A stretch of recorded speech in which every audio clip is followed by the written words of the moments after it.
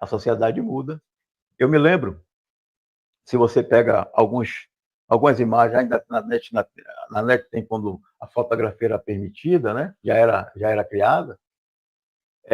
Você pode olhar, até aqui no Brasil, os homens que frequentavam os prostíbulos andavam de paletó e gravata e com um chapeuzinho, com aquela tira azul, preta, e eles andavam alinhadamente crente, como se fosse olhar hoje, né?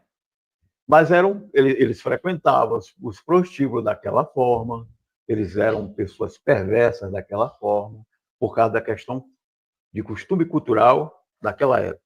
O tempo foi passando, vai fazendo calça jeans, tal, bermuda e tal, e isso foi se diluindo com a sociedade, porque a sociedade é moral. Daqui a algum tempo, as coisas que hoje aqui é considerada como um tanto indecente, vai ser, imagine, há 100 anos atrás, 80 anos atrás, ver uma mulher como ela vai para a academia hoje. Desenhando a parte íntima, desenhando a coxa dela. Nós passamos por essas mulheres, normal, tá indo para academia. Mas naquele tempo, ela era tido como se estivesse nua. Então, os contextos culturais na Bíblia também está cheio, entendeu? Está cheio na Bíblia de costumes culturais. E se você não se ater a isso, você se perde. Quem é que não é moral? Quem é que não é que está além da cultura? Jesus. A lei dizia que era para, quando a mulher se pega de adultério, ser apedrejado. E o cara também. Mas pegaram aquela mulher e levaram a Jesus uma questão de lei e uma questão também moral para estipar o adúltero e a adulta. Mas Jesus entra na consciência. Onde é que ele entra? Quem de vocês não tem pecado, seja o primeiro a tirar. Acredito que se Jesus falasse isso hoje, a adúltera seria apedrejada. Porque o pessoal matava. Mas naquele tempo, aquele pessoal ainda tinha um pouco de consciência, e do primeiro, do mais velho até os mais novos, saíram, largaram as pedras e foram embora. Porque Jesus não tenta levar a questão moral, nem ético, nem nada, ele só fala sobre vida. E ele fala sobre consciência.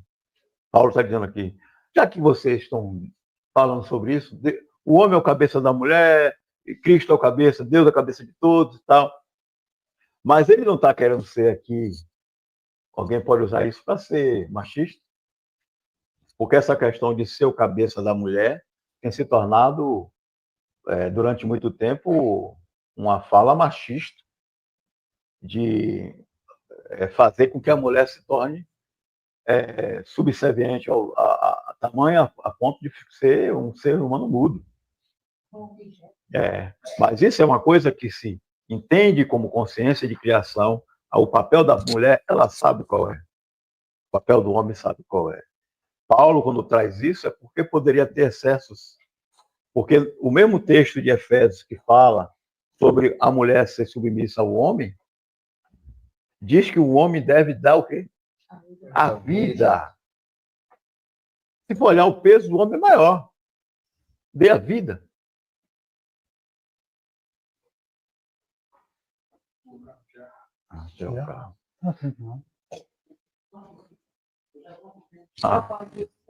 Ele vai ser.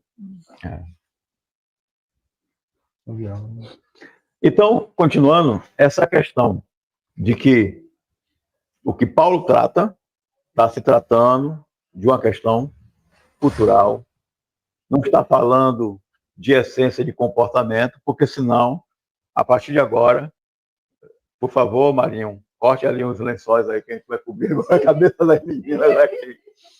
Então, não é isso. Essa interpretação de um texto é equivocada e Paulo está preocupado com a questão do comportamento que deveria ter uma mulher naquela época. Amém? falou sobre essa questão histórica que não tem, talvez, uma fonte segura, né? Não existe. Existem algumas fontes. Mas não dessa daí que eu Não dessa que ele falei. falou. Essa fonte aí, não. É.